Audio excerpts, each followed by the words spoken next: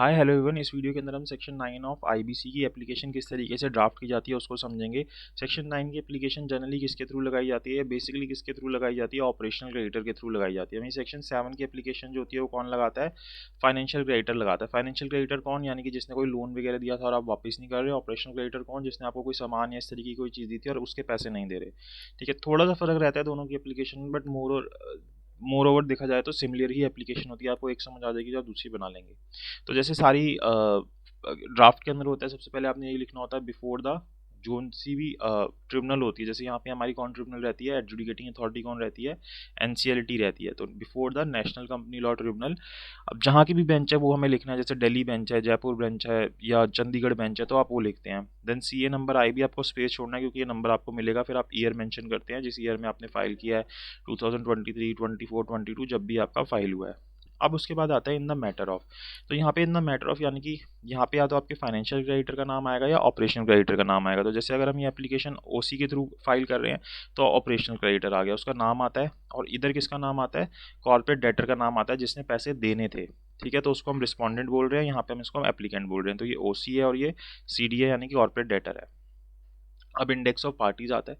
सबसे पहले जैसे सब जगह होता है, यहाँ पे मेमो ऑफ पार्टीज आता है। मेमो ऑफ पार्टीज मतलब कि आपको जो भी पार्टीज हैं, यानी कि कॉर्पोरेट डेटर, ऑपरेशनल डेटर, इनकी पूरी डिटेल देनी है। अगर कोई कंपनी है तो कंपनी का सिन नंबर, उसका रजिस्टर्ड ऑफिस, इंडिविजुअल है तो उसकी पूरी डिटेल, उसका एड्रेस, उसके फादर नेम, उसकी एज, उसका आधार नंबर, इस तरीके की आपको डिटेल्स यहाँ पे मेंशन करनी है। फिर सिनॉप्सिस आता है। सिनॉप्सिस के अंदर आप in the way of summary सारी चीज़ें बताते हैं कि ये चीज़ें हुई हैं। और list of dates and events के अंदर आप डेट वाइज बताते हो कि किस डेट पे क्या चीज़ हुई, कि इस डेट पे मैंने इसको सामान दिया, इस डेट पे इसने मेरी इतनी पेमेंट करी, फिर इस डेट पे मैंने इसको डिमांड करी कि मेरी बाकी पेमेंट कर दे, फिर इसने नहीं की, मैंने नोटिस सर्व किया। जितनी भी चीज़ें आप वो सारी चीज़ें बताते हो।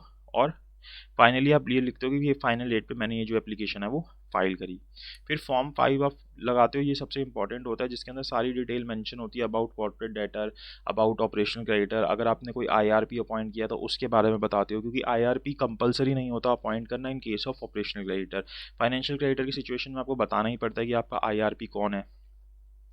ठीक है, आपको उससे कंसर्ट लेनी है, कंसर्ट लेटर लगता है, वो भी हम देखेंगे आगे। तो यहाँ मेंशन करना होता है कि हमने उससे कंसर्ट ले लीजिए। सारी चीज़ें आप इसके अंदर मेंशन करते हो और सारे सपोर्टिंग डॉक्यूमेंट साथ में लगाते हो, तो ये एप्लीकेशन यहाँ लगती है। उसके बाद आपकी सबसे पहले मान लो कोई कंपनी थी, कंपनी ऑपरेशनल क्रेडिटर थी, तो कंपनी को क्या करना पड़ेगा, एक अथराइज रिप्रेजेंटेटिव अपॉइंट करना पड़ेगा। तो उसके लिए बोर्ड रेजोल्यूशन पास होगा, तो बोर्ड रेजोल्यूशन की कॉपी लगेगी। अगर इंडिविजुअल होगा तो पास करने की जरूरत नहीं है, वहाँ पे वो खुद ही एप्लीकेशन साइन कर सकता है। फिर आप वर्किंग दिखाओगे कि किस तरीके से अमाउंट आपका बना है जो आप मांग रहे हो, किस डेट के हिसाब से कितना उसने डिफ़ॉल्ट किया, टेबुलर फॉर्म के अंदर आप पूरा बताओगे। उसके बाद आप रेलिवेंट बैंक स्टेटमेंट दोगे ऑपरेशनल क्रेडिटर की, अपनी जो भी आपकी है, जिस भी बैंक की है आपकी, वो आप पूरी डिटेल दोगे उसके बारे में कि कैसे आपकी वो बन रही है।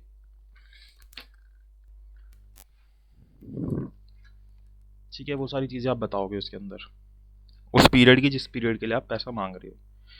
फिर डिमांड नोटिस जो आपने भेजा होगा, क्योंकि ये इंपॉर्टेंट है, इसके बिना आप ऑपरेशनल क्रेडिटर अपनी एप्लीकेशन फाइल नहीं कर सकता। डिमांड नोटिस भेजना कंपलसरी होता है। तो उसका आप प्रूफ लगाते हो कि स्पीड पोस्ट के थ्रू भेजा है आपने, ईमेल के थ्रू भेजा है, तो उसका प्रूफ आप लगाते हो। फिर आउटस्टैंडिंग इन्वॉइसेस की कॉपी लगाते हो कि ये मेरे इन्वॉइसेस है जिसके थ्रू मेरा अमाउंट पेंडिंग है, क्योंकि इसी से तो प्रूव हो रहा है कि हाँ ये रे बिल इसके थ्रू प्रूव हो रहा है। देन आप लेजर अकाउंट लगाते हो, जो आपने उसका लेजर बना रखा होगा अपने के अंदर, वो लगाओगे कि देखो मैं इसको इस डेट पे ये करता था, तो ये वाली जो एंट्री है इसकी पेमेंट मुझे नहीं मिली है, ये मेरा क्रेडिटर शो हो रहा है, सॉरी डेटर शो हो रहा है। फिर उसके बाद ई वे बिल की कॉपी लगाओगे कि देखो मैंने गुड्स जो है वो सप्लाई कर दिए, क्योंकि इसी से प्रूव हो रहा है। ई वे बिल, जब भी हम कोई गुड्स भेजते हैं तो हमें ई वे बिल बनाना पड़ता है, तो ई वे बिल की कॉपीज़ लगाते हो कि हमने ई वे बिल इशू किए थे। फिर डेबिट नोट जितने होंगे जो ऑपरेशनल क्रेडिटर्स ने प्रोवाइड किए कॉर्पोरेट डेटर को, उनकी कॉपी लगेगी। फिर कॉपी ऑफ सर्टिफिकेट लगेगा सेक्शन 9 सबसेक्शन 3B के अंदर। ठीक है, फाइनेंशियल इंस्टीट्यूशंस का जो भी ऑपरेशन क्रेडिटर की डिटेल को मेंटेन कर रहे हैं, ये हमें आईबीसी के अंदर ही दे रखा है और ये लगाना हमारे लिए कंपलसरी है। फिर आप एफिडेविट लगाओगे ये कंफर्म करते हुए कि ये जो अमाउंट ड्यू है ऑपरेशनल क्रेडिटर के प्रति, जो आप मांग रहे हो इतने इतने करोड़ रुपए या जो भी आपके ड्यू हैं, वो आपको नहीं मिले हैं नोटिस देने के बाद भी। ये नोटिस आपके लिए कंपलसरी है देना, तो इस नोटिस को भी आपको लगाना पड़ेगा कि हमने नोटिस अप्लाई किया था फॉर्म 3 के अंदर जो होता है, तो उसकी आपको कॉपी लगानी पड़ेगी।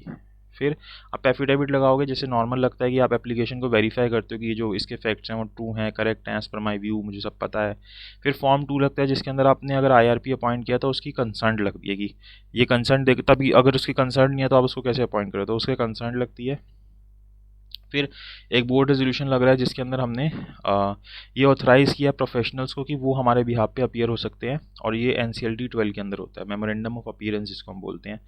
फिर सर्टिफाइड ट्रू कॉपी लगती है मास्टर डाटा की, ये आपको MCA की वेबसाइट से मिलेगी, ऑपरेशनल क्रेडिटर और कॉर्पोरेट क्रेडिटर डेटर की। अब अगर ऑपरेशनल क्रेडिटर इंडिविजुअल है तो वहाँ लगाने की ज़रूरत नहीं है, अगर वो कंपनी है तो फिर उसका मास्टर डाटा लगता है, कॉर्पोरेट डेटर का तो लगेगा।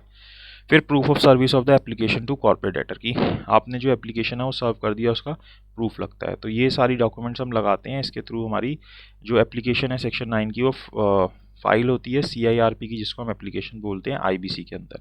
फिर आप यहाँ पे जो एडवोकेट है वो आ जाता है, उसका नाम आ जाता है, council for the operation creditor, address अपनी डिटेल वो डाल देता है, डेट और प्लेस आ जाती है यहाँ पे।